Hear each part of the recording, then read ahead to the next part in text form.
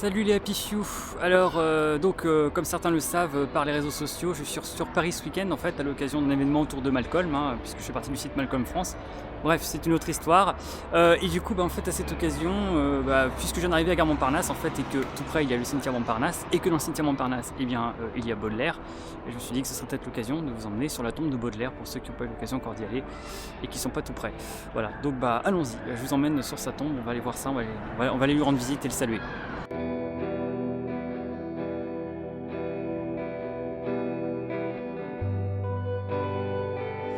Alors quand vous entrez dans le cimetière, en fait une des toutes premières tombes justement, rien à voir, mais bon au passage, eh bien c'est celle de Simone de Beauvoir et de Jean-Paul Sartre.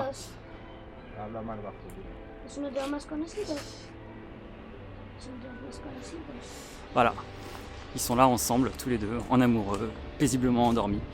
Mais bon, c'est pas ici que ça se passe pour nous. Nous c'est la 6e section, division, je crois plutôt on dit division, que ça se passe. On s'y rend tout de suite.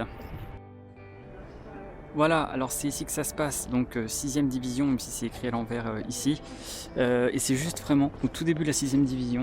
Je vous emmène juste par là. Il y a pas mal de tombes. Alors, vous m'excusez, c'est vraiment une vidéo faite à l'arrache, mais bon, vous comprenez bien que dans les conditions où je suis, on peut pas faire mieux, c'est vraiment histoire de la bonne franquette, vous emmener comme ça. C'est pas j'irai dormir chez vous, c'est j'irai dormir dans votre cimetière.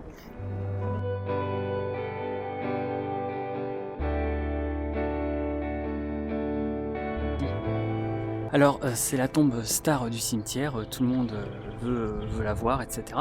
Mais j'ai vu beaucoup de touristes en fait la chercher et pas arriver à la trouver. Je les ai orientés, parfois je les ai aidés, parce qu'effectivement ils cherchent tous une grande stèle, un truc impressionnant, un tombeau de fou. Et effectivement c'est une tombe toute simple, familiale en fait. Et parce que c'est ce que c'est, à l'époque où elle a été faite, Baudelaire, c'est à l'image de sa renommée, vous voyez. À l'époque Baudelaire, c'est personne, c'est pas grand monde, c'est juste un poète mais pas très connu. La gloire est venue plus tard, et effectivement aujourd'hui on lui élèvera un monument, mais à l'époque c'est juste ce qu'il a eu. Et finalement la vraie star de la tombe, vous voyez, c'est celui qui s'appelle, je sais pas si on voit, Jacques Opic sur la tombe. Et Jacques Opic en fait c'est son beau-père qu'il détestait tant, là, le général là. Donc, vous voyez c'est le beau-père qui est mis en avant là, parce que beau-père, attention, il était directeur de l'école polytechnique, il était militaire, etc. Ça jette, mais le poète, rien à foutre à l'époque. Voilà, donc il est enterré aussi avec sa maman en fait. Il est enterré avec sa maman et son beau-père, donc la maman c'est une bonne nouvelle pour lui. Le beau-père en revanche c'est vraiment les glandes pour lui parce qu'il le détestait vraiment. Voilà. Voilà, donc Charles Baudelaire. Je le salue pour vous.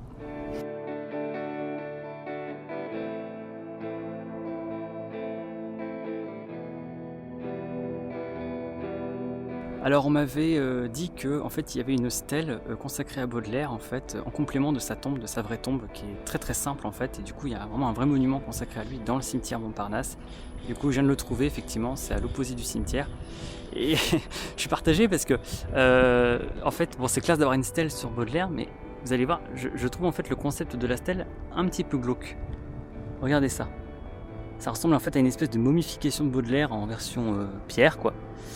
Et voilà, on voit très bien en fait les détails en fait de son visage là, vous voyez.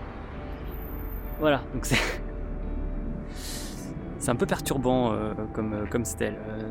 Ça fait un drôle d'effet comme ça d'avoir comme une espèce de fossilisation de son cadavre endormi. Voilà, c'était un direct du cimetière Montparnasse. Salut tout le monde.